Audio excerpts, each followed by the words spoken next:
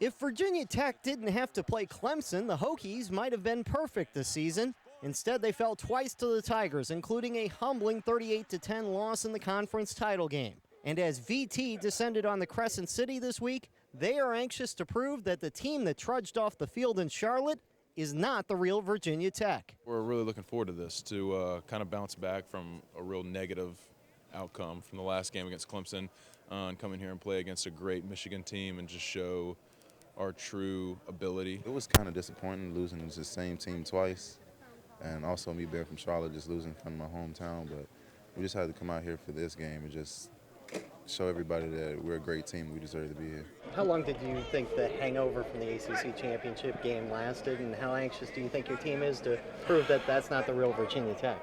Well, we weren't proud of how we performed. I think that stays with you for a while. You know, I mean, you got a chance to win the ACC championship and you don't get the job done.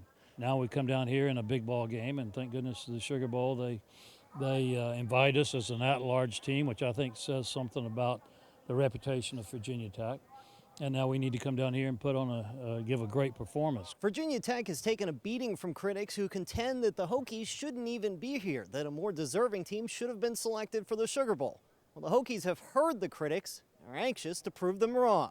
I think that's what all this is about. We're very concerned about proving that we deserve to be here and our worth in this bowl, and we don't want to look like this was a mistake. We just want to go out there, get this win, and try to prove to everybody that we're a pretty good team that we believe, and send the senior class out on a good note.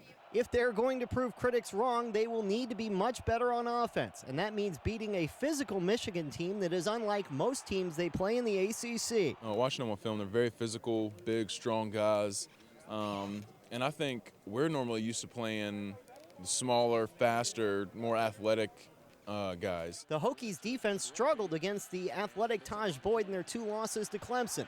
Well, if they thought Boyd was shifty, the Hokies will really be tested by Denard Robinson. A lot of quarterbacks are hard to tackle in open spaces. This is one that's hard to tackle in close spaces. And, you know, I mean, he's quite an athlete. And so you look at the video, and a lot of times guys you think's going to get him, they don't get him. The Hokies' biggest concern may be in the kicking game after Cody Journal was arrested and then his replacement Tyler Weiss was sent home after missing curfew in New Orleans. So next up is senior kickoff specialist Justin Meyer. It's been a roller coaster ride. I expected to come down here and just do kickoffs and possibly a long field goal if we run into the situation.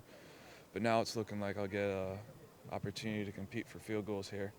So I'm hoping to go out and help the team out any way I possibly can here. So if the Hokies can trip up Shoelace and not get tripped up by an inexperienced kicker, the Hokies like their chances of making their bowl trip a success.